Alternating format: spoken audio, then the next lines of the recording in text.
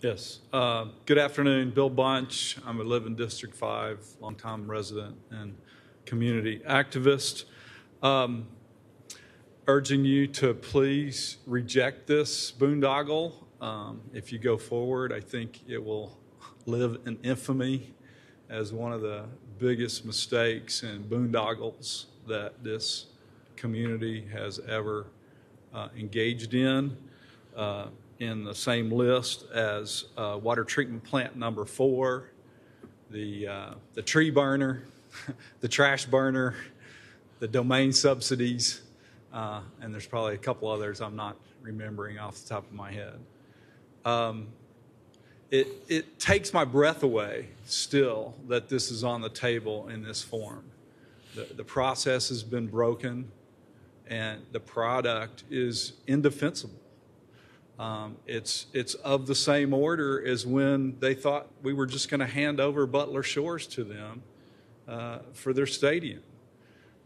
This is not, the premier piece of parkland in the city, but it is an asset of the Austin Water Utility that you have a fiduciary duty to represent on behalf of all of us. And it seems to me, as a public access asset, the first question is, do we have a public need for it? And the public need that had been talked about for some while, as I understand it, was affordable housing. And every one of you talk about, you care about affordable housing. So aren't we doing it? You can't be serious about affordability in general and give away this kind of corporate welfare to somebody that clearly does not deserve it, given their track record in this community and in Cleveland. Columbus. If it's not going to be affordable housing, or the water utility doesn't need it, does it need to be parkland? Do we have a need for parkland in the area? That should be next. If there's not a public need for it, then we need to put it up for auction and get the best financial value out of this.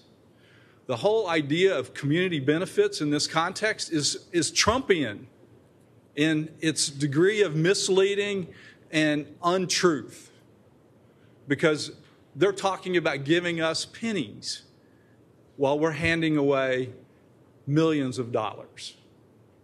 Those community benefits we're paying for and getting a fraction back. Let these other deals be put on the table and considered fairly in an auction format. Let's maximize the tax revenue. It really is hundreds of millions of dollars of future taxes for the city, the school district, ACC, Central Health, that we would be losing if we don't let it be developed as private property. Thank you, Mr. Bunch. Please don't do this. Thank you. Thank you. Anybody else signed up to speak? Thank you very much. That brings us back up to the dais. Yes, Councilmember Poole, and then Ms. Houston.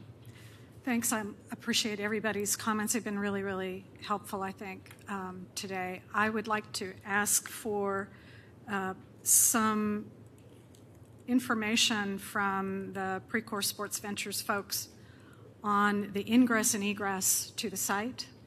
If you look at the map, it looks like a flag lot.